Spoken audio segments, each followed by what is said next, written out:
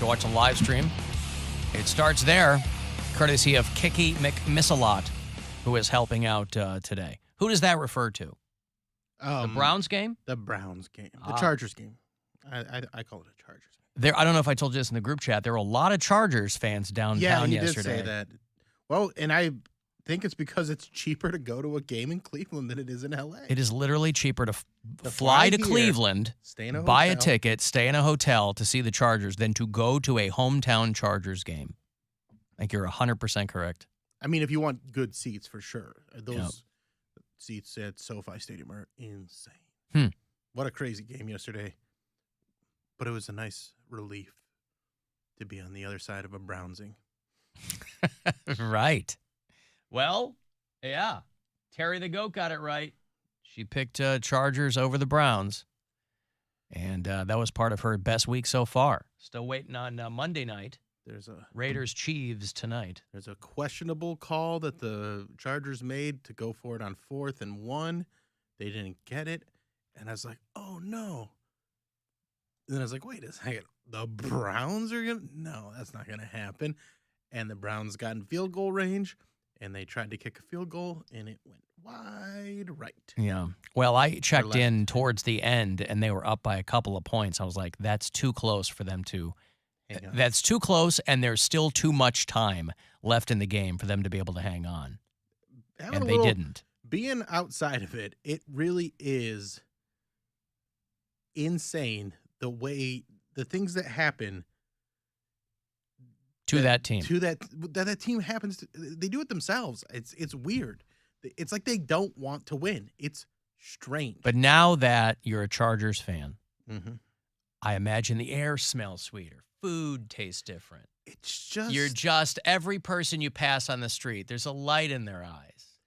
Is there like a Jeep wave for Chargers fans? You go bolt up, and you like. It's just there's a lightness about it where because I'm not as invested with the Chargers as I ever was with the Browns. Obviously, I grew up cheering for the Browns, and for the past 40 years, that's been the team that I was like, I hope they make it happen, and I let go of that because of the Deshaun Watson situation, and it was like a burden being released where I go, oh, I don't have to tie myself to this team just because they're in Cleveland.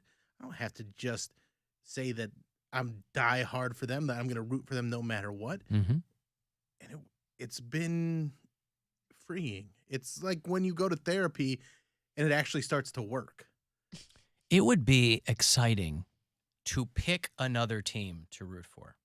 Like I do. Well, I do. I support the Ottawa Red Blacks. Why not? They just beat the Alouettes 24-18. But I lived in Pittsburgh for many years, and that was a time where it was. You said Red Blacks, right? Red Blacks. Okay.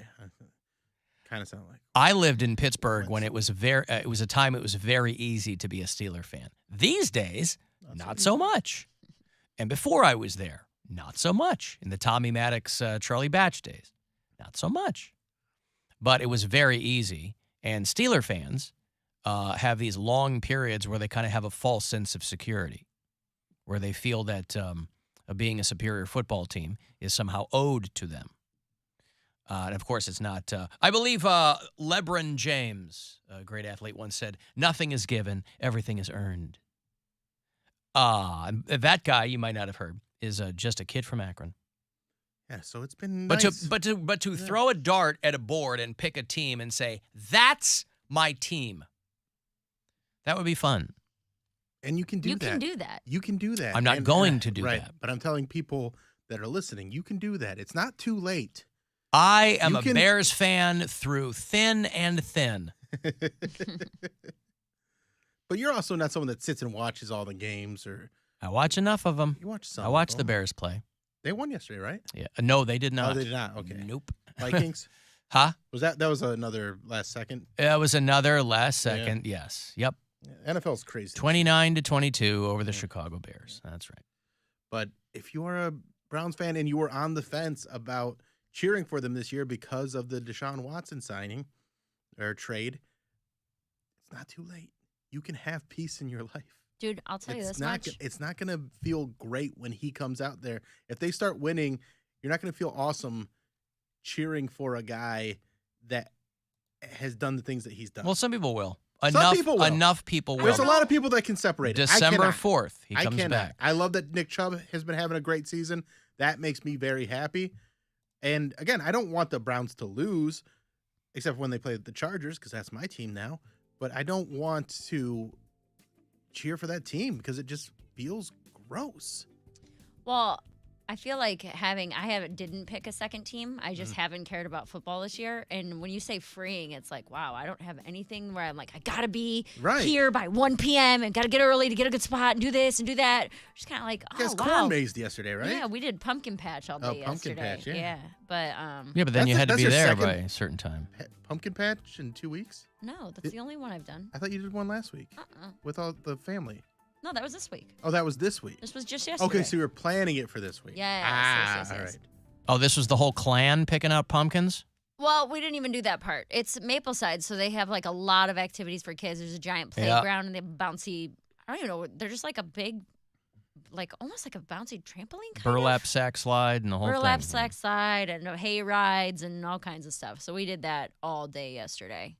And I was not being a nice person. I got 3 hours of sleep, and I was very snippy and short with everybody. But all anybody wants to know is, did you find a good pumpkin? We didn't even do that part. Oh.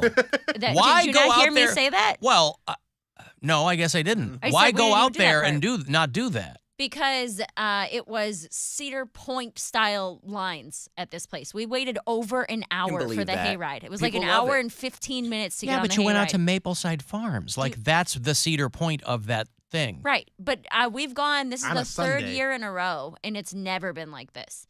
The first 2 years, maybe just because of COVID. Beautiful yesterday. It was like 60 was the high. That's a great fall day. That's fine. like a perfect fall day. But like we waited 45 minutes to an hour to do the slide. We waited almost an hour and a half to do the hayride. And we got there at 2:30 and it closed at 6. So anybody would have been snippy. It was just, and to have only gotten a couple hours of sleep didn't help either. No. And so it was just the kids weren't listening. Like it was just it was hell. It was just absolute torture. You know, we brought you kids out here to have a good time, and you're making it hell. But the thing it's like I'm watching Hocus Pocus in my home. Because there was so many people there, when the kids aren't listening and are doing whatever they want, that's when I start to get nervous, where I'm like, we're going to lose one of them. There's literally 5,000 people here. Like they're running around? Yes, just taking off, racing each other. Like, I get it, you're having fun, but this is an unsafe way to have fun. You cannot race each other into a corn maze away from the rest of the family. Gotcha. Like, you know what I mean? Yeah. But then they learn something.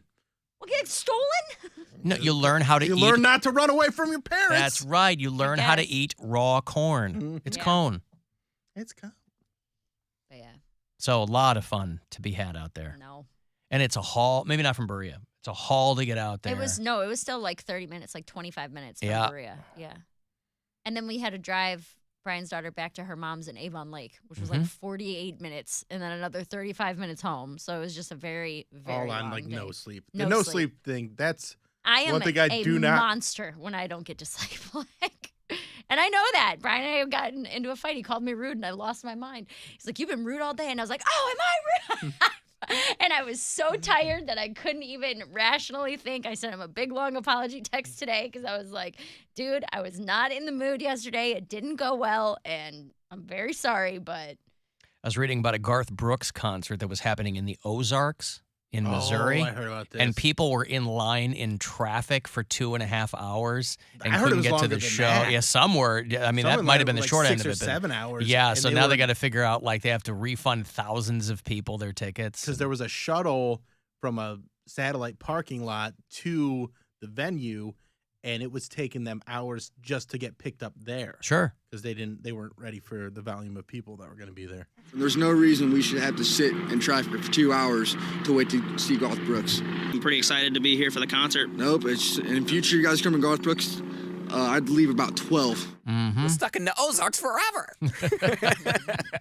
There's no reason. That guy was kind of giving away the whole game without really saying it. There's no reason you have to wait for 2 hours to see Garth Brooks.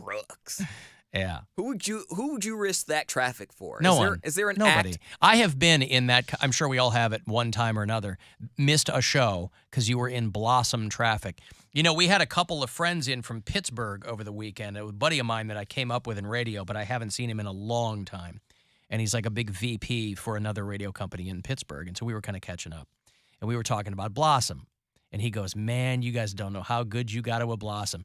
Because in Pittsburgh, we had Star Lake Amphitheater, which is, you know, like the backstage is like a couple of trailers. And, you know, so Blossom is a really nice outdoor venue. He was talking about how they come for outdoor shows to Blossom all the time. But in Pittsburgh, Star Lake, so the traffic at Blossom can be a bear, but at least it's a lot more navigable, if that's a word. I don't know. But I couldn't tell you the show, but I remember years ago I missed most of a show because I was in Blossom traffic. And I was like, well, let's turn around and go home because we're not going to see. So that's why the only thing I ever ask for when I go to a show at Blossom is the VIP parking. I'll buy the tickets. I go, but I need VIP parking. I want to get in and get out. That's got nothing to do with traffic. But once you get in there, you can get in and get out. It still amazes me that people drive so reckless on those back roads into Blossom. I don't understand. Like, Have you seen how people drive in our parking garage? Especially, I'm just saying, people come whipping around the corner in parking garages. People aren't paying attention. They're on their phone or what. Yeah. I mean, holy Christ! In a parking lot, I back out of a parking spot like an old lady. Me too. Because people are whipping through the park. I'm like, you know, there are people pulling in and out of spaces here. It's bananas how people drive. Yeah. Not just in traffic, but in like confined, civilized spaces, for lack of a better word, you know. Parking garage or parking lot or it's crazy. I was scared. I wasn't even like going to a concert. I was riding with my roommate at the time and now my roommate now. But we were picking up his girlfriend from a concert down there and he was just driving. So I think he was annoyed that he had to go pick her up. And he was driving angry, going around. Best time to get behind the wheel. Yeah, these winding roads. I'm like, this is ridiculous. Slow down. And he's just like, I just want to get there. I'm like, well, you're not going to get there and you're going to never drive again if you keep driving like this. Because that's not a road that you want to speed on because he's missing exits and stuff. Like, I can't do it. When I went to Tenacious D, there was an argument between the Uber drivers because they wait until they can actually like go and pick people up. It's like a taxi stand. Yeah. And so there's all these Uber drivers, and they're just kind of milling around and they're all talking to each other and they all know each other. And apparently one was cutting in line with the other one. And I was pretty lit up at that show. So I was like, hey guys, we're all here to have a good time. And then I was like, oh wait, you're all Uber drivers just fighting with each other? Never mind. Carry on. Yep. Fight with each other. I'm not going to get involved in this. Because they were just fighting over at each other. Yeah, it was a turf war, and I was like, oh, I'm not involved with this. I got a designated driver. He's like, your car is an XL. That's clearly an X. You can't fit 6 people in there. It's like, my trunk rolls out. I told you this already. My trunk rolls out. You got a roll out trunk. Yeah. No, honestly, I've seen that before. Like it seemed like a crossover vehicle. It was like the smallest SUV ever. And I think it was about like a regular Uber X fits like what? 4 people. And this car clearly said 6 to 7 or 6 to 8 or something like that. And I was like, there's no way. There's no way we're all going to fit. He was like false advertising. We're about to sit on some laps.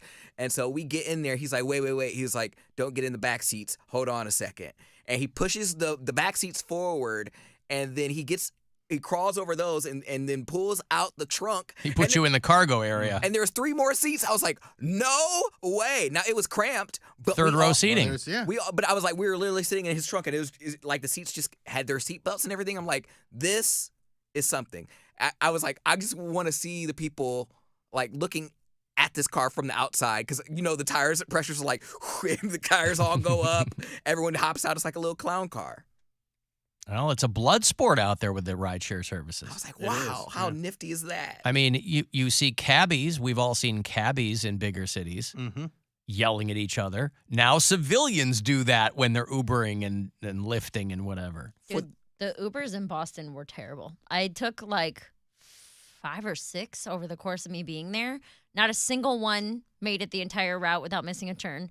They were like blowing past traffic. There was a 4-car pileup, and my dude was like, it's a wild city to drive in, though. Very illegally. There's a 4-car pileup in a tunnel. Yeah. And my Uber driver just drove right next to him and passed it like very close. You know how you're supposed to move over to the right? It was all the way in the left. He's got places to be. He He's got moved fares over to in get. the left, into the left lane where the accident was, and just blew past everyone. And he's just like, the cops are busy. I'm like, dude. He knows what he's doing. This is not an okay way to get people. He knows what he's doing.